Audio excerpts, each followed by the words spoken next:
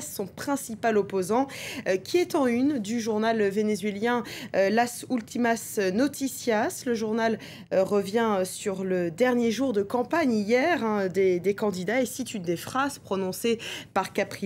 Lundi commencera une nouvelle ère pour le Venezuela. Pas sûr, Philomé, que son souhait se réalise. Nicolas Maduro est archi favori pour cette présidentielle et malgré sa récente gaffe, nous dit le journal australien The Age. Alors je vous raconte cette gaffe. Maduro a franchi la ligne rouge, écrit le journaliste, car il a raconté que Chavez lui était apparu alors qu'il priait dans une chapelle.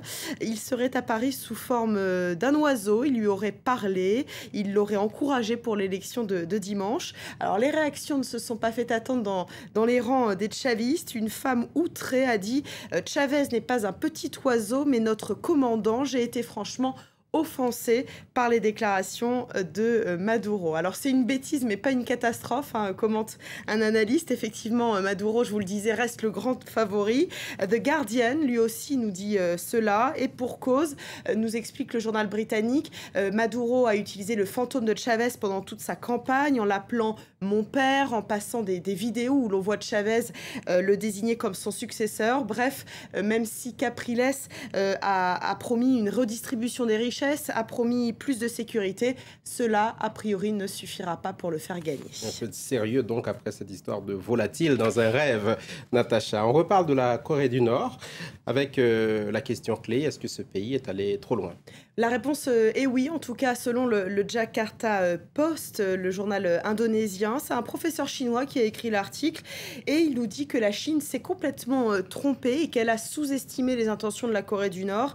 Du coup, eh bien maintenant, elle doit gérer et sa relation avec Pyongyang, dont elle est l'alliée traditionnelle, mais aussi le fait que la Corée du Nord est allée trop loin. Les colères d'enfants de Kim Jong-un ont vraiment énervé Pékin, nous dit l'auteur.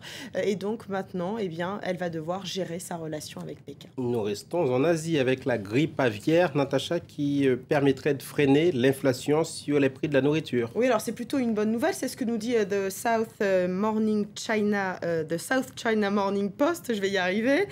Mais une autre conséquence, cette fois-ci désastreuse pour les éleveurs, bien sûr. Moins on mange de volatiles, moins on en vend, c'est évident.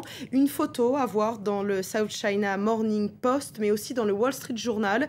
Un Chinois, visiblement désespéré, qui se tient la main. Alors vous allez peut-être la découvrir, voilà, ici sur l'écran.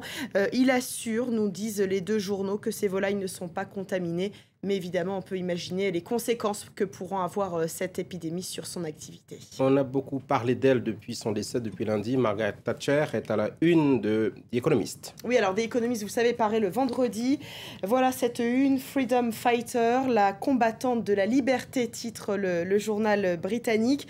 Sans surprise, qui fait sa une sur Margaret Thatcher, décédée lundi. Sans surprise non plus, l'hebdomadaire ultra-conservateur rend un hommage à l'ancien Premier ministre. Seulement quelques politiques peuvent revendiquer d'avoir changé le monde, nous dit The Economist. Margaret Thatcher en fait partie. Elle n'a pas seulement transformé son propre parti, le parti conservateur, elle a changé toute la politique britannique.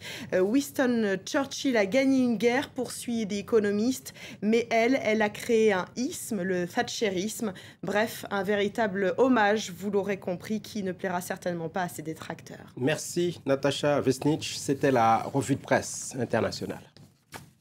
9h, passé de 16 minutes à Paris, le rappel des principaux titres de l'actualité sur notre chaîne.